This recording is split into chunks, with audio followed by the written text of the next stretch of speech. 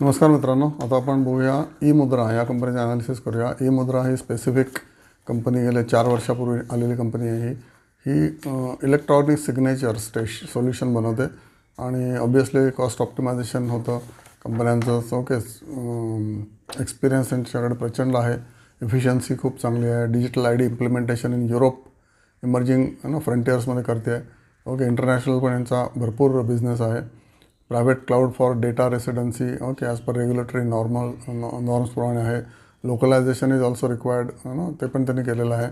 Banking, corporate, personal, cyber security, generative AI, okay, आणि multifunction आणि authentication. Okay, ह्याच्यामध्ये ही company आहे. ऑथेंटिफिकेशन सगळीकडे लागत असतं, राईट. तर ही सेवा इलेक्ट्रॉनिक ऑथेंटिफिकेशन पुरवते. आता तुम्ही जर सिग्नेचर्स बघत असाल ना ॲन्युअल रिपोर्टमध्ये डायरेक्टर लोकांच्या, तर त्या सगळ्या यांच्याकडून येतात. ओके, प्रमोटरचे 54% शेअर्स आहेत. ओके, आणि FIIचे 4% आहेत, DIचे 16% आहेत. त्यामुळे म्युच्युअल फंडांनी जबरदस्त 16% पोझिशन केलेली आहे. गेल्या वर्षी 10%च होते फक्त. ओके, त्यानंतर 64% यांचा रेव्हेन्यू इंटरनॅशनल येतो आणि फक्त 36% इंडियामधून येतो. त्यामुळे यांनी डॉलर पण कमवलेले आहेत आणि ऑब्वियसली जसा डॉलर स्ट्रॉंग होईल with respect to Indian rupee, यांचे प्रॉफिट्स वाढणार. ओके, आणि गव्हर्मेंट म्हणजे ते पुढचं काय म्हणायचं सेग्रिगेशन केलं तर गव्हर्मेंटचा हिस्सा 45% आहे, BFSचा 18% आहे आणि एंटरप्राईजचा 37% आहे. सगळ्या कॉर्पोरेट क्षेत्रांच्याकडनं यांना मागणी आहे for digitization of the authentication and signatures.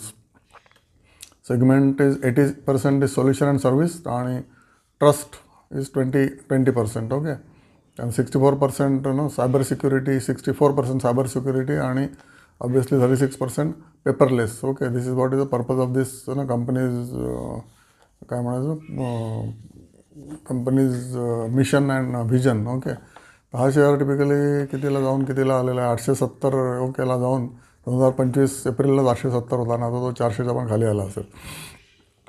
तर तुम्ही एक्झॅक्टली प्राईस बघा. That I am not able to tell you, but या कंपनीचा परफॉर्मन्स चांगला आहे. पॅट वाढलेला आहे. 16% पॅट होतं 2026ला Q1ला, आणि जे आधी होतं 19%, राईट. तर पॅट थोडंसं पडलेलं आहे, पण याने 16% पॅट इज नॉट बॅड. आणि 1 इयर PBT इज प्लस 19% आणि शेअरची प्राईस 20% पडलेली आहे. त्यामुळे रिव्हर्स गेम झालेला आहे यांचा. ओके, ROC 15% आहे, जे 18% होतं आधी. वर्किंग कॅपिटल डेज, ओके, 100 झालेले आहेत, ते आता 112 होते आधी. त्यामुळे 3 महिन्यामध्ये यांना पैसे मिळतात, विच इज क्वाईट गुड. आणि कॅश कन्व्हर्शन सायकल पण यांची मायनस आहे, -240 आहे वर्सेस -128.